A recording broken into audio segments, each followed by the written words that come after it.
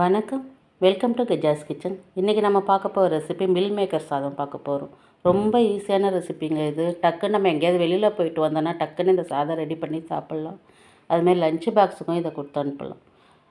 இந்த ரெசிபி எப்படி செய்யலான்னு பார்க்கலாம் வாங்க. வீடியோக்குள்ளே போகிறதுக்கு முன்னாடி நம்ம சேனலில் ஃபஸ்ட் டைம் பார்க்குறவங்க தான் சப்ஸ்கிரைப் பண்ணிவிட்டு பக்கத்தில் இருக்க பெல் பட்டன் அழுத்திட்டு பாருங்கள். அப்போ தான் நான் போடுற வீடியோ உங்களுக்கு வரும்.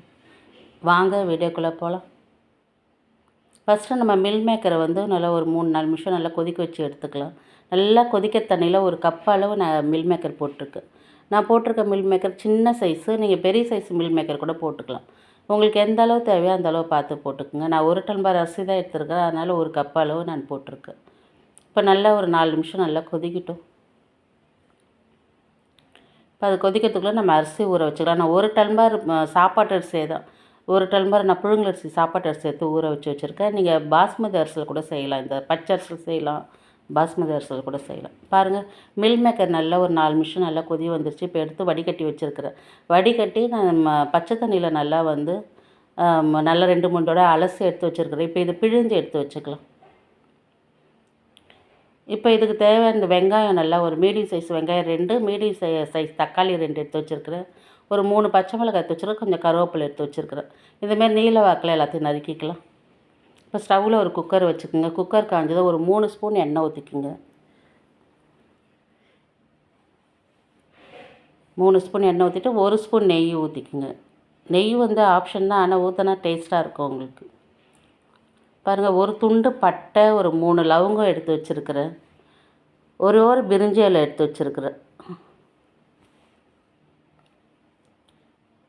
பட்டை, லவங்கம், பிரிஞ்சி, ஒரு துண்டு பட்டை, 3 லவங்கம், ஒரு துண்டு பிரிஞ்சி இலை நல்லா பொரிஞ்சதை இப்போ நம்ம வெங்காயம் எடுத்து போட்டுக்கலாம்.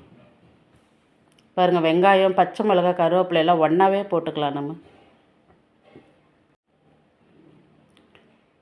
நல்லா ஒன்றாவே போட்டு வதக்கிக்கலாம். பச்சை மிளகாயும் போட்டுக்கலாம்.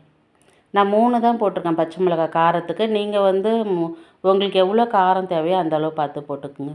நம்ம மிளகாய் தூள் வேறு போட போகிறோம் பாருங்களா, அதனால் நான் 3 பச்சை மிளகாய் தான் போட்டிருக்கேன் நான். இப்போ வெங்காயம் நல்லா வதங்கி வரட்டும். வெங்காயம் நல்லா வதங்கிடுச்சு பாருங்கள். வெங்காயம் நல்லா வதங்கினா இஞ்சி பூண்டு பேஸ்ட்டு 1 ஸ்பூன் போட்டுக்கலாம்.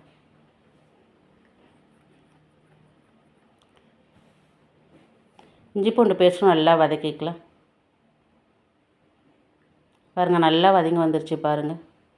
இஞ்சி பூண்டு பேஸ்ட்டும் நல்லா வதங்கி வந்துருச்சு. இப்போ நம்ம தக்காளி எடுத்து போட்டுக்கலாம். இப்போ தக்காளி நல்லா வதங்கி வரணுங்க. நல்லா சுருங்க வதங்கணும் உங்களுக்கு தக்காளி.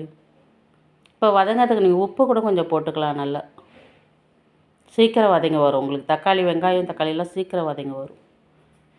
பாருங்கள், தக்காளி நல்லா வதங்கி வந்துருச்சு பாருங்கள். இப்போ வந்து மிளகாய் தூள் போட்டுக்கலாம். நான் வந்து காரத்துக்கு வந்து காஷ்மீர் சில்லி வந்து 1 ஸ்பூன் போடுறேன். காஷ்மீர் சில்லி பவுடர் வந்து 1 ஸ்பூன் போடுறேன். 1/4 ஸ்பூன் மஞ்சள் போட்டுக்கலாம். ஒரு 1/4 ஸ்பூன் கரம் மசாலா தூள் போட்டுக்கலாம். நீங்கள் காரத்துக்கு தனி மிளகாய் தூள் கூட போட்டுக்கலாம். உங்களுக்கு எந்த அளவு காரம் தேவையோ பார்த்து போட்டுக்கலாம். இது கலரும் வரும், காரமும் மைல்டாக இருக்கும். அதனால தான் நான் காஷ்மீர் சில்லி பவுட்ரு போடுறேன் நான். இப்போ நல்லா வதங்கி வந்துருச்சு பாருங்கள். இப்போ மிளகாய் தூள்லாம் போட்டோம் பாருங்களா, நல்லா வதங்கி வந்துருச்சு. இப்போ நம்ம அந்த மில் மேக்கர் எடுத்து போட்டு வதக்கிக்கலாம். நல்லா தண்ணி இல்லாமல் பிழிஞ்சு எடுத்து வச்சுக்கோங்க. நல்லா வதக்கிக்கலாம்.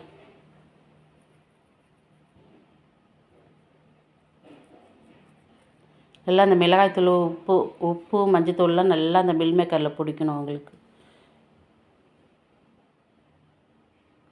இப்போ தண்ணி அளந்து ஊற்றிக்கலாம். நான் இந்த டம்ளரில் தான் 1 டம்ளர் அரிசி எடுத்தேன், அதனால் தண்ணி அளந்து 2 டம்ளர், 1 டம்ளருக்கு 2 டம்ளர் ஊற்றிக்கலாம்.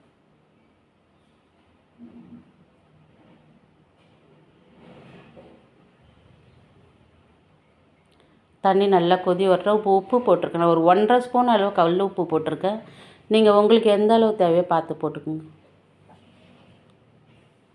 இப்போ நல்லா கொதி வரட்டும் தண்ணி. இப்போ வந்து டேஸ்ட்டு பார்த்துக்குங்க. இந்த தண்ணியை வந்து டேஸ்ட்டு பார்த்துக்குங்க. உப்பு எவ்வளோ, காரம் எவ்வளோ இருக்குதுன்னு டேஸ்ட்டு பார்த்துக்குங்க. இப்போ நல்லா கொதி வருது பாருங்கள். நம்ம ஊற வச்சு க்ளீன் பண்ணி வச்சுருக்கோம் பாருங்களா அரிசி, அதை எடுத்து போட்டுக்கலாம். தண்ணி இல்லாமல் வடிகட்டி போட்டுக்குங்க. நல்லா கலந்து கொடுத்துக்குங்க. ஒரு கொதி வரட்டும்.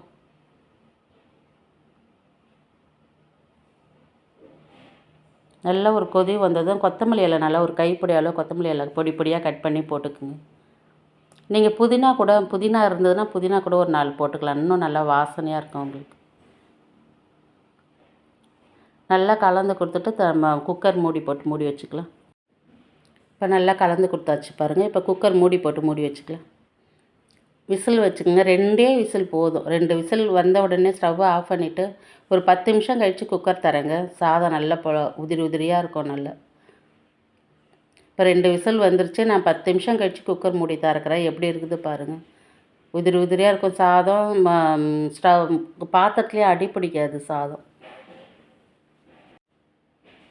பாருங்கள் நல்லா உதிரி உதிரியாக வந்திருக்கு பாருங்கள் சாதம். குழையில சாதம். நீங்கள் பாசுமதி அரிசியாக இருந்தால் தண்ணி பார்த்து வச்சுக்கோங்க. இது வந்து நான் சாப்பாடு அரிசினால 1 டம்ளருக்கு 2 டம்ளர் வச்சுருக்கேன். பாருங்கள் அடி பிடிக்கல பாருங்கள். ரொம்ப டேஸ்ட்டாக இருக்குங்க அந்த சாதம். நல்லா சிம்பிளான ரைஸ் தான், ஆனால் ரொம்ப டேஸ்ட்டாக இருக்கும். நீங்கள் லஞ்ச் பாக்ஸுக்கும் இந்த சாதம் கட்டி கொடுக்கலாம். இதோட அளவுலாம் ஐபட்டில் கொடுக்குறேன் பார்த்துங்க. இதே அளவோட நீங்களும் செய்து சாப்பிடுங்க. இவ்வளோ நேரம் என் வீடியோ பார்த்ததுக்கு ரொம்ப நன்றி. இந்த வீடியோ பிடிச்சிருந்தா லைக் பண்ணுங்கள், ஷேர் பண்ணுங்கள், கமெண்ட் பண்ணுங்கள், சப்ஸ்கிரைப் பண்ணுங்கள். அப்படியே இந்த வீடியோ உங்கள் ஃப்ரெண்ட்ஸ் அண்ட் ஃபேமிலிக்கு ஷேர் பண்ணுங்கள். வணக்கம்.